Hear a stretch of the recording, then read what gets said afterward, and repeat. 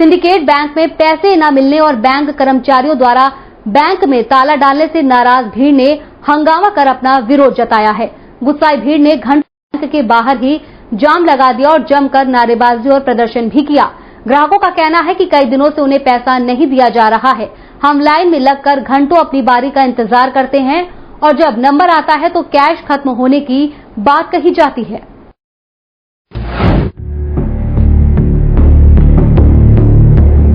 उत्तर प्रदेश के मुख्यमंत्री अखिलेश यादव 1 दिसंबर 2016 को लखनऊ मेट्रो के ट्रायल रन का शुभारंभ करेंगे। इस मौके पर वो मेट्रो ट्रेन डिपो का लोकार्पण भी करेंगे।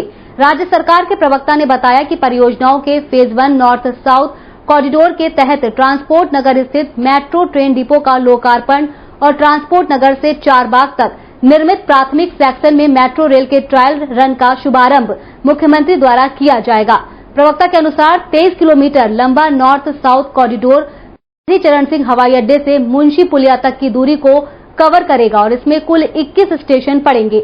नॉर्थ साउथ कॉरिडोर के तहत ट्रांसपोर्ट नगर से चारबाग तक 8.5 किलोमीटर लंबा प्राथमिक सेक्शन निर्मित किया गया है। इस रूट पर लगभग 2000 करोड़ रुपए का खर्च संभावित है। इस पर 8 एलिवेटेड स्टेशन ट्रांसपोर्ट नगर, कृष्णा नगर, सिंगार नगर, आलमबाग बस स्टेशन, दुर्गापुरी तथा चारबाग आएंगे।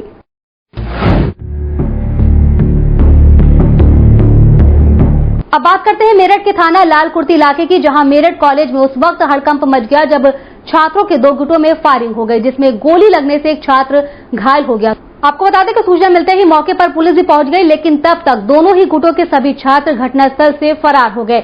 इसके साथ ही मेरठ कॉलेज में आए दिन हंगामा और फायरिंग जैसी वारदातें सामने आती रहती हैं, लेकिन उसके बाद भी यहां सुरक्षा के नाम पर कुछ नहीं किया। यहां छात्रों के 2 गुटों में किसी बात को लेकर झगड़ा हुआ। झगड़ा इतना ज्यादा बढ़ गया कि एक गुट ने फायरिंग कर दी, जिससे एक छात्र घायल हो गया। वहीं मौके पर पहुंची पुलिस को देखकर दोनों गुट भाग खड़े हुए। फिलहाल पुलिस ने घायल युवक को अस्पताल में भर्ती कराया है। मामले का किसी को कुछ पता नहीं। कुछ बाहरी लोग आकर यहाँ पे हवाई फायरिंग कर गए हैं, कुछ सीधी भी गोली चलाई है। 6 राउंड फायर हुई है और अभी इस चीज का किसी को कुछ नहीं पता कौन थे, लेकिन कॉलेज का कोई भी स्टूडेंट नहीं था इसमें। लोग छात्र की गोली भी लगी है, हाँ, सुनने में आ रहा है कि किसी छात्र के गोली, कंफर्म नहीं है ये बात, तो सुनने में आ रहा है कि अभी किसी छात्र के छर्रा। ऐसा है कि कुछ बच्चे यहाँ बाहर खड़े थे, पीछे से 7-8 लड़के, जिनमें से 2 के पास असलहा था, हवा में लहराते हुए मारो मारो कहते हुए फायर करते हुए भाग लिए और लगभग 6-7 राउंड फायर उन्होंने किया है। किसी छात्र के लगी भी है क्या गोली? ऐसी अभी कोई जानकारी हमें नहीं है। और जहां तक रही बात छात्र की, तो जितने लड़के उसमें थे वो कॉलेज के छात्र नहीं थे।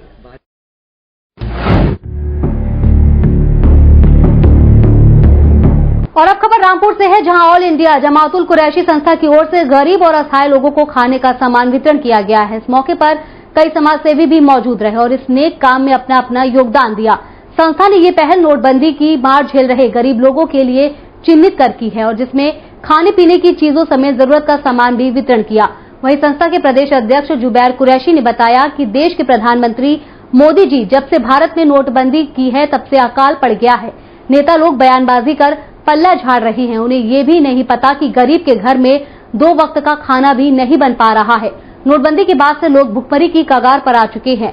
कारोबार सब बंद है। मोदी जी ने गरीब को बैंक के बाहर लाकर खड़ा कर दिया है।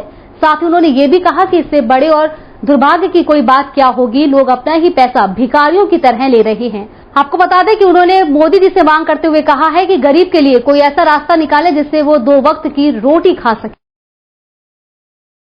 नोटबंदी मोदी जी की तरफ से की गई है, तो लोग नेता लोग अपने अपने बयान दे के बच रहे हैं, लेकिन ये नहीं देख रहे हैं कि गरीब आदमी का क्या हाल है। खासतौर से रामपुर में आप जानते हैं कि ज्यादातर बीड़ी का कारोबार है, कारचोट का कारोबार है, या बेचारे हमारे रिक्शा वाले, लगभग रिक्शा वालों के पास बिल्कुल बिठाने के लिए सवारी नहीं है। बिल्कुल कारचोट का धंधा चौपट हो चुका है।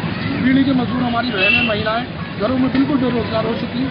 तो जमातुल कुरैश के लोगों ने आज चंदा इकट्ठा किया पूरी अपनी बिरादरी से, इकट्ठा करके जितने भी शहर के गरीब लोग हैं, गरीब महिलाएं हैं, सबको अपनी तरफ से आटा, चावल, रस, चाय पत्ती, शक्कर, दूध, काफी बड़ी संख्या में लोगों को, कम से कम 400 पैकेट लोगों को बांटी।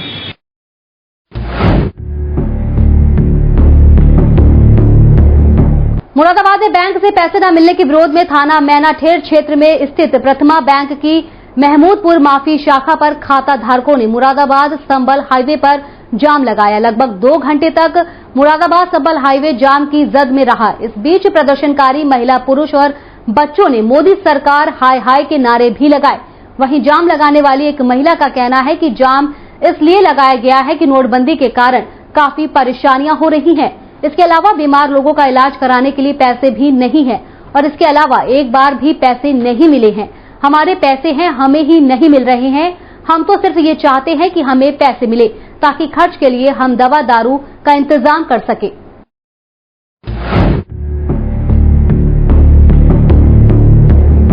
अगर आप अपनी गाड़ियों से सफर कर रहे हैं तो कोहरे के चलते एहतियात बरतें, क्योंकि भीषण कोहरे ने दस्तक दे दी है जो आपके लिए साबित हो सकती है। कानपुर के नौबस्ता में कानपुर दिल्ली नेशनल हाईवे पर करीब 1 दर्जन गाड़ियां आपस में टकरा गईं और इस घटना में 5 लोगों के घायल होने की खबर मिली है। घटना के बाद से हाईवे में कई किलोमीटर तक लंबा जाम लग गया है। फिलहाल ट्रैफिक पुलिस क्रेन की मदद से पलटी हुई गाड़ियों को हटवाने का काम कर रही है।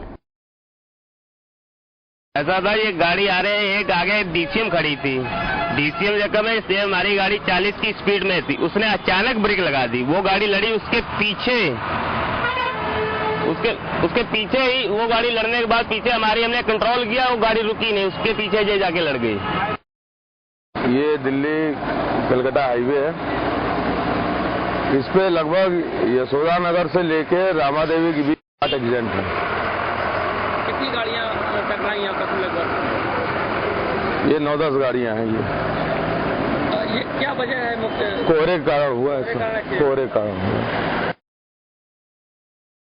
आगे कोहरे की वजह से एक्सीडेंट हुआ था और पीछे वो इमरजेंसी ब्रेक कर दिया कोहरे की वजह से। आगे गाड़ी का एक्सीडेंट वाला दिखा नहीं था तो एक्सीडेंट हो पीछे से ठुक गया और आगे भी लोग घायल हुए थे। कितने एक्सीडेंट हुए इस हाईवे? कम से कम 20-26 के लगभग 20 गाड़ियां एक्सीडेंट हुई हैं। हाँ। अच्छा, कितने लोग घायल हुए होंगे? लगभग 5-7-8 आदमी घायल हो गए हैं।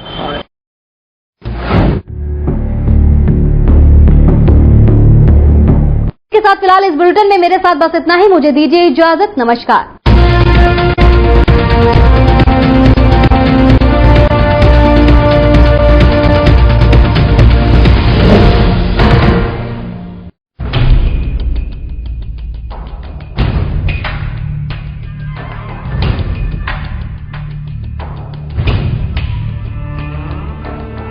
वो विधानसभा जहां से आप चुनते हैं अपना विधायक, वो विधानसभा जो बताती है आपके घर का पता,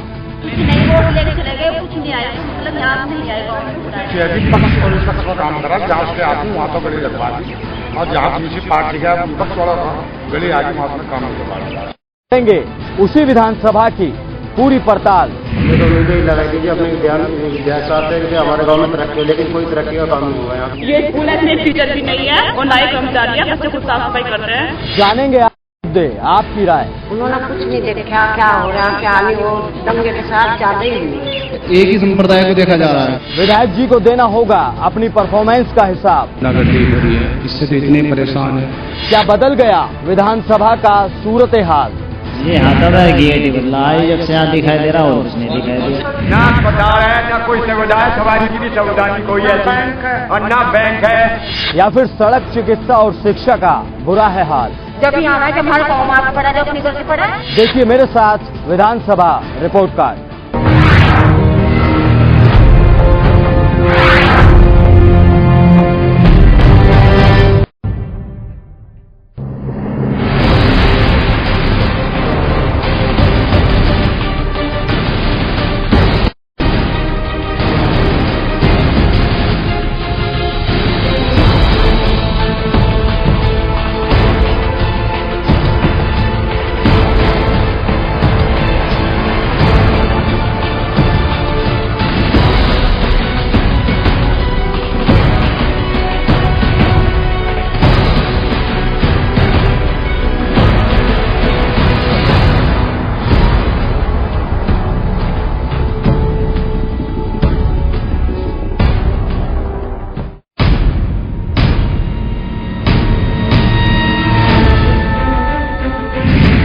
विधानसभा चुनाव 2017 की महा कवरेज भारत माता की।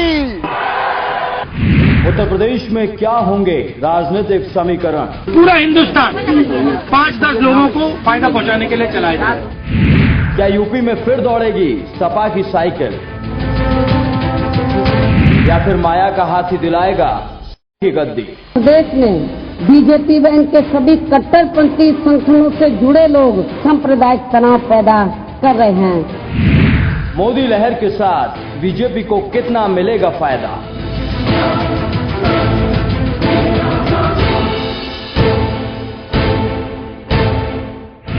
क्या कामयाब होगी राहुल गांधी की खाट राजनीति? ये मोदी जी जो आए हैं ये सिर्फ बोलते हैं। यूपी की हर चुनावी हलचल पर हम रखेंगे पैनी नजर, करेंगे रिपोर्टिंग हर विधानसभा से सीधे आप तक। जल्द देखिए विधानसभा चुनाव पर हमारा खास कार्यक्रम कौन होगा सुल्तान, सिर्फ इंडिया क्राइम पर।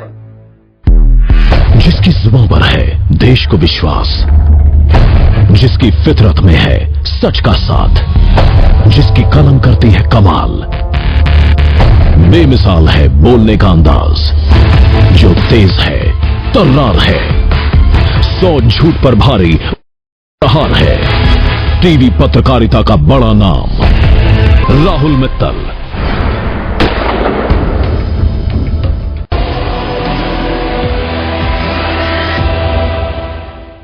नमस्कार, आप देख रहे हैं इंडिया क्राइम और मैं हूं आपके साथ शैल शुक्ला। बुलेटिन की शुरुआत करेंगे लेकिन उससे पहले नजर डालेंगे हेडलाइंस पर। मनोज तिवारी बने बीजेपी के प्रदेश अध्यक्ष, दिल्ली बीजेपी की कमान संभालेंगे मनोज तिवारी। बीजेपी के राष्ट्रीय अध्यक्ष ने की घोषणा। मनोज से पहले सतीश उपाध्याय थे प्रदेश अध्यक्ष। मेट्रो के ट्रायल रन को अखिलेश यादव दिखाएंगे हरी झंडी। लखनऊ मेट्रो के ट्रायल रन का होगा शुभारंभ। चौधरी चरण सिंह हवाई अड्डे से मुंशी पुलिया तक करेगी दूरी तय। सीएम करेंगे पतंजलि फूड एवं हर्बल पार्क का शिलान्यास। लोक भवन में आयोजित होगा कार्यक्रम। सपा सुप्रीमो करेंगे कार्यक्रम की अध्यक्षता। 8,000 लोगों को मिलेगा रोजगार। जेसी बोस की मनाई जा रही जयंती। विज्ञान के महान वैज्ञानिक रह चुके हैं बोस। पेड़ पौधों पर शोध के लिए हैं मशहूर बोस। और गांधी समाधि तक निकाली गई यातायात जागरूकता रैली। एसपी ने हरी झंडी दिखाकर यात्रा का किया शुभारंभ। 1 महीने बाद हुआ जागरूकता रैली का समापन। शुरुआत करते हैं बड़ी खबर के साथ। बीजेपी सांसद मनोज तिवारी को पार्टी अध्यक्ष अमित शाह ने बुधवार को दिल्ली इकाई का अध्यक्ष नियुक्त कर दिया है और नित्यानंद राय बिहार इकाई के अध्यक्ष बनाए गए हैं। आपको बता दें कि तिवारी ने सतीश उपाध्याय की जगह ली है और राय ने मंगल की जगह ली है। पूर्व अध्यक्षों का कार्यकाल बहुत पहले ही समाप्त हो चुका था और बीते कई महीनों से नई नियुक्तियां लंबित थीं। आपको बता दें कि मनोज तिवारी नॉर्थ ईस्ट दिल्ली से सांसद भी हैं। वहीं अब तक सतीश उपाध्याय दिल्ली प्रदेश अध्यक्ष के रूप में पदभार संभाल रहे थे, लेकिन अब ये पदभार मनोज तिवारी संभालेंगे।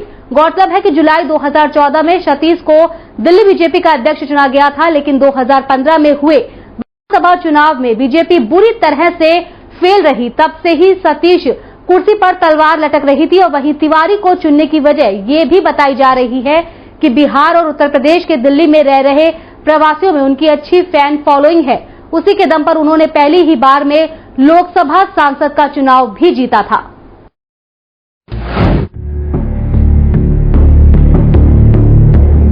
नोटबंदी के बाद से ही लोगों का जमावड़ा बैंकों में लगा हुआ है, लेकिन बैंकों में कैश न होने से लोगों की परेशानियां और ज्यादा बढ़ गई हैं। पूरे दिन बैंकों की लाइन में लगकर लोग अपनी बारी का इंतजार करते हैं और नंबर आने पर कैश खत्म होने की बात कहकर उन्हें खाली हाथ दिया जाता है। रुड़की के 5 आईडीबीआई बैंक में पिछले दिनों से कैश नहीं आया है, जिस कारण बैंक उपभोक्ता बड़े परेशान हैं। जिन लोगों का अकाउंट इस बैंक में है वो उपभोक्ता बड़ी दिक्कतों में आ चुके हैं। उपभोक्ता रोजाना बैंक में कैश निकालने के लिए आते हैं, लेकिन कैश न होने के कारण उन्हें खाली हाथ लौटना पड़ता है, जिसके चलते लोगों के सामने कई तरह की दिक्कतें आ खड़ी हैं। रुड़की के अधिकांश बैंकों का यही हाल है, जिसके चलते जनता को भारी परेशानियों का सामना करना पड़ रहा है। अगर कुछ दिन हालात रहे तो इस बात से भी इनकार नहीं किया जा सकता है कि लोगों के सामने रोटी का संकट भी पैदा हो सकता है। सर ये आ रही है बैंकों में कि बैंक के पास समुचित मात्रा में कैश उपलब्ध नहीं है, जिसकी वजह से वो अपने ग्राहकों को पूरी जो भी सरकार के द्वारा निर्धारित अमाउंट है 24,000 या 50,000 जो भी है, उसमें उसको दे पाने में असमर्थता जो है। देख रहा हूँ कि जनता को यहाँ बहुत परेशानी हो रही है। 5 दिन से यहाँ एसबीआई के पास पैसे नहीं है और एसबीआई ने इनको कोई पैसा नहीं दिया। ये बड़ी दुविधा की स्थिति में लोग यहाँ पे हुए हैं। कैश लेने के लिए आए थे जी, और कैश पिछले में 11 तारीख से चेक भरा हुआ है। मैं जब भी आता हूँ जब ये कैश खत्म है।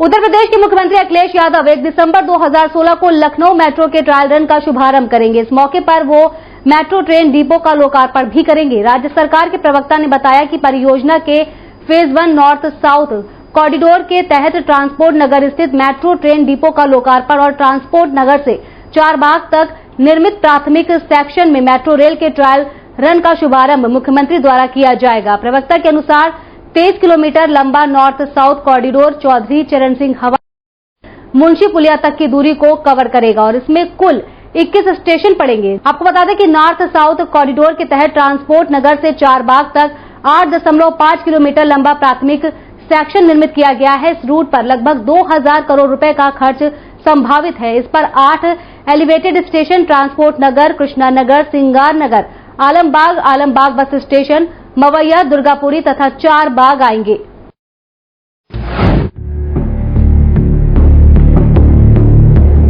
उत्तराखंड के मुख्यमंत्री हरीश रावत ने उत्तराखंड पूर्व सैनिक लीग के मुख्यालय में आयोजित पूर्व सैनिक विचार मंथन संगोष्ठी में पूर्व सैनिकों की समस्याएं सुनी, साथ ही उनके सुझावों को भी सुना और कहा कि जल्द से जल्द उनकी समस्याओं को सुलझाने के लिए आवश्यक कार्यवाही की जाएगी।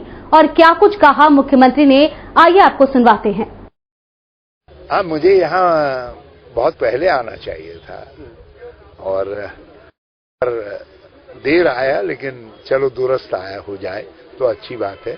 बहुत सारी अच्छी बातें सुझाव दिए गए हैं, मैं कुछ पर तत्काल काम करूंगा और देखेंगे कि एक गवर्नमेंट और एक्स सर्विसमैन के बीच में एक और ऐसा प्लेटफॉर्म हो जिसको हम जो एक्स सर्विसमैन लीग है उसके लेवल पर बातचीत के लिए इस्तेमाल कर सकें, क्योंकि ये एक्स सर्विसमैन का एक रिकॉग्नाइज्ड वॉलंटरी ऑर्गेनाइजेशन है और गवर्नमेंट के लिए बहुत सहूलियत रहेगी कि हम इनके साथ बातचीत करके एक्स सर्विसमैन की ग्रीवेंसेस के को दूर करने में, उनकी तकलीफों को दूर करने में कुछ काम कर सकें।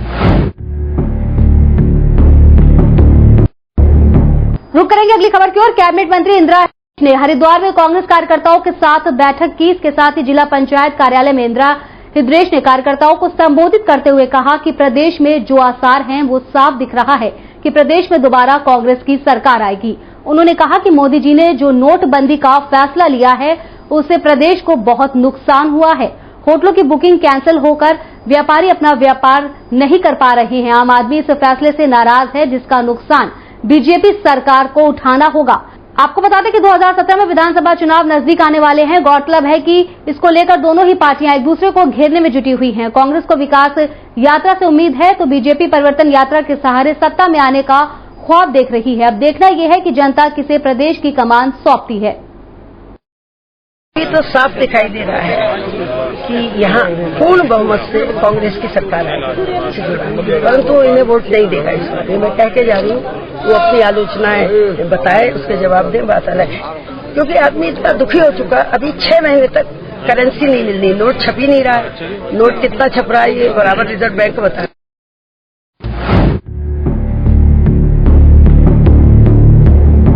सूबे के मुखिया हरीश रावत ने युवाओं को जीवन का महत्व समझाने के लिए कैंट रोड स्थित आवास पर एक कार्यक्रम का आयोजन किया। इस दौरान सीएम ने आयोजन में शिरकत करने वाले आए सभी युवाओं को संबोधित कर उनसे बात की। सीएम रावत ने सभी छात्रों को संबोधित करते हुए कहा कि हमारा दायित्व है कि नई पीढ़ी के छात्रों को हमारी बोली, खान पान, देवी देवताओं और अन्य परंपरागत खेलों और भाषा को समझना चाहिए ताकि ये कभी खत्म ना हो सके।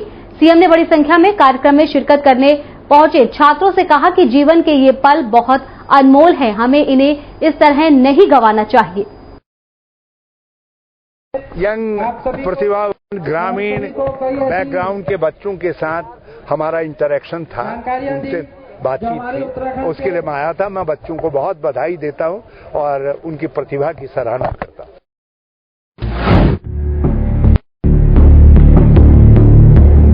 बढ़ते अगली खबर की ओर। यूपी के शाहजहांपुर में धार्मिक स्थल पर जा रही रोडवेज बस का छज्जा टूटने से बवाल मच गया। आपको बता दें कि इसके साथ ही बवालियों ने बस को आग के हवाले कर दिया और इसके साथ ही वो शांत नहीं हुए और उन्होंने पुलिस पर भी जमकर पथराव किया। शहर की कई सड़कें घंटों जाम की, इसके साथ ही बवालियों के कब्जे में रही, लेकिन अभी तक हालात सामान्य नहीं हुए हैं। हालात को सामान्य करने के लिए डीआईजी, डीएम सहित कई जिलों की फोर्स शहर में डेरा डाले हुए है। वहीं डीएम ने बवालियों को चिन्हित कराकर उनके खिलाफ बेहद ही कड़ी कार्रवाई के आदेश दिए हैं। दरअसल मंगलवार को देर शाम शाहजहांपुर में एक रोडवेज बस की नो एंट्री अनुबाधित बस शहर की एरिया में जा घुसी तो बीएस ड्राइवर ने बस को रोकने के बजाय बस को दौड़ाना शुरू कर दिया, लेकिन बस अड्डे पर टीएसआई ने आकर बस को ड्राइवर सहित कब्जे में ले लिया। डीआईजी, डीएम सहित कई बड़े आला अधिकारी माहौल को शांत कराने के लिए खुद सड़कों पर उतर आए हैं। फिलहाल अब हालात सामान्य बने हुए हैं। माहौल बिल्कुल पूरी तरह से शांत है। अब एक धार्मिक स्थल का एक पिलर बस के एक्सीडेंट से टूट गया। अब वो एक दुर्भाग्यपूर्ण घटना थी, क्योंकि कोई भी ड्राइवर ड्राइविंग करते रहते हैं, कभी कभी रेयरेस्ट ऑफ रेयर केस में एक्सीडेंट हो जाता है। शाम को वक्त था और सड़क भी कम चौड़ी है, एटीएम भी है और दूसरी तरफ चारदीवारी भी मकान की है, तो सड़क थोड़ा चौड़ी नहीं थी।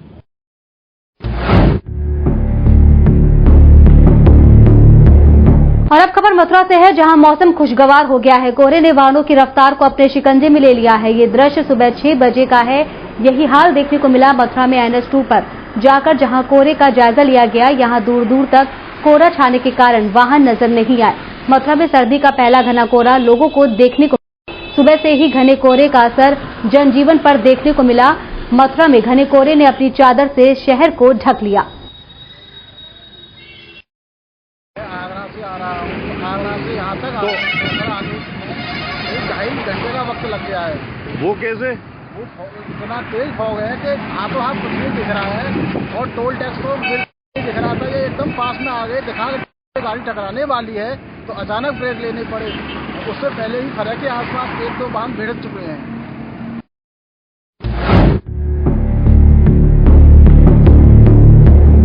फिलहाल खबरों में वक्त हो चला एक छोटे से ब्रेक का। आप कहीं मत जाइएगा, हम होंगे जल्द हाजिर।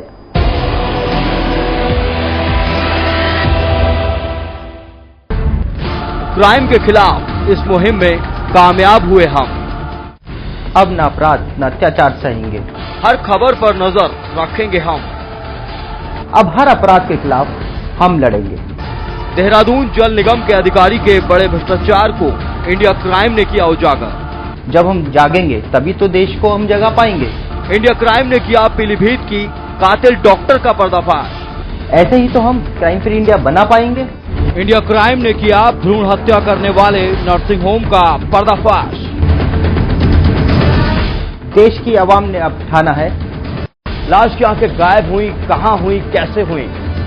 सुबह जब परिजन आए उन्होंने देखा तो इसमें से दोनों आंख नकारत पाई गई। क्राइम फ्री इंडिया हमें मिलकर बनाना है।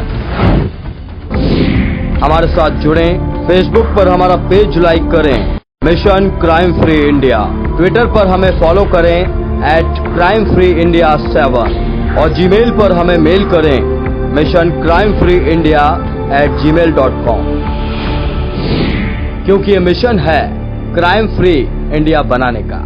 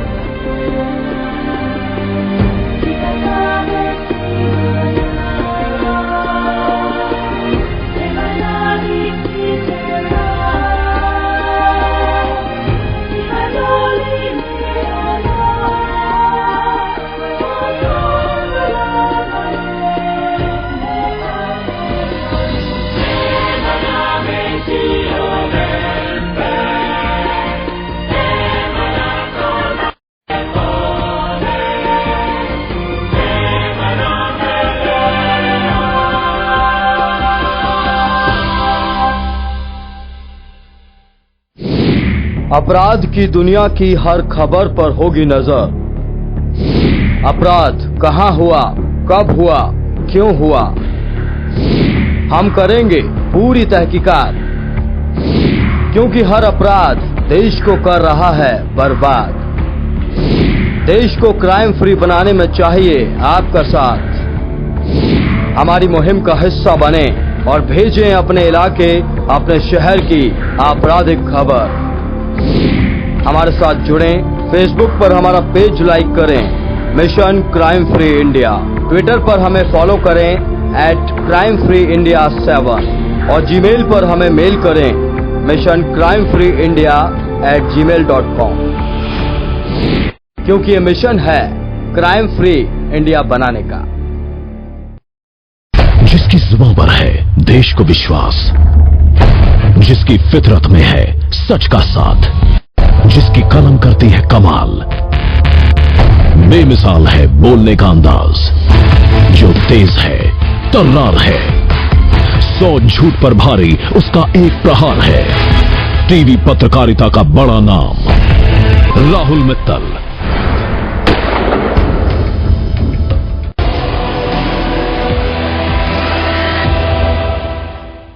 राजाजी टाइगर रिजर्व में एक बार फिर एक हाथी की करंट लगने से मौत हो गई। घटना पार्क के रेंज के अधेड़ चोड़ की है। जब हाथियों का झुंड घटनास्थल से गुजर रहा था, उसी दौरान एक मादा हथनी ने पेड़ को तोड़ दिया और वो पेड़ यहां से गुजर रही Moradabad Kashipur Rishikesh high tension line पर गिर गया, जिसके कारण हथनी की करंट की चपेट में आने से मौत हो गई।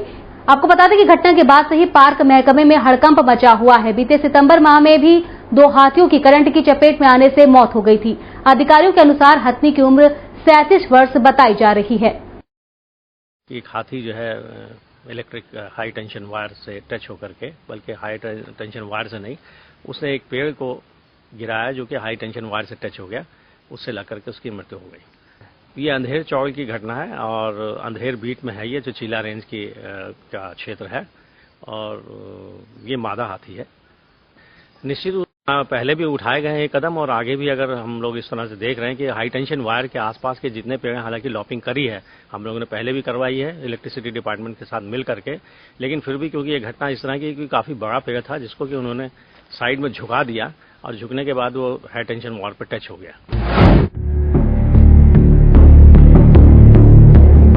सितारगंज के गांव गोठा निवासी में कुछ झोपड़ियों में अचानक आग लग गई। निवासियों से पूछने पर उन्होंने बताया कि रात में जब सोने गए हुए थे तब गोठा के एक भू स्वामी ने ग्रामीणों की झोपड़ी में आग लगा दी।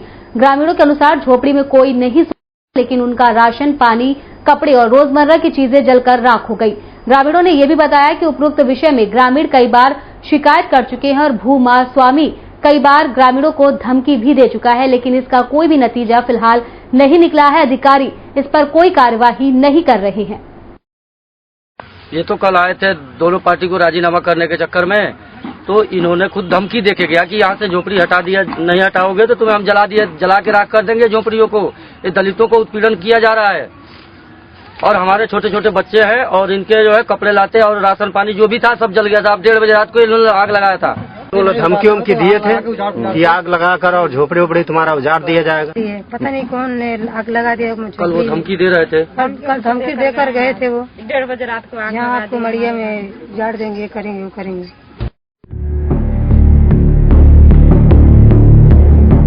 रामपुर में स्टार चौराहे से गांधी समाधि तक यातायात जागरूकता रैली निकाली गई, जिसका शुभारंभ रामपुर एसपी संजीव त्यागी ने हरी झंडी दिखाकर किया। इस दौरान कई पुलिस अधिकारी रैली में मौजूद रहे। ये रैली लोगों को यातायात के नियमों का पालन करने और बाइक चलाते समय सावधानी बरतने के लिए निकाली गई। वहीं रामपुर एसपी संजीव त्यागी ने बताया कि जिला रामपुर में पिछले 1 महीने से यातायात माह मनाया जा रहा था। यातायात माह के दौरान जागरूकता रैली निकाली गई। आपको बता दें कि यातायात नियमावली के अनुसार अब एसपी भी अधिकृत हैं चालान काटने के लिए, इसलिए भारी मात्रा में जिले भर से चालान काटे भी गए हैं। फिलहाल पूरे 1 माह के बाद जागरूकता रैली का समापन हो गया है। जनपद रामपुर में पिछले 1 महीने से यातायात माह मनाया जा रहा था।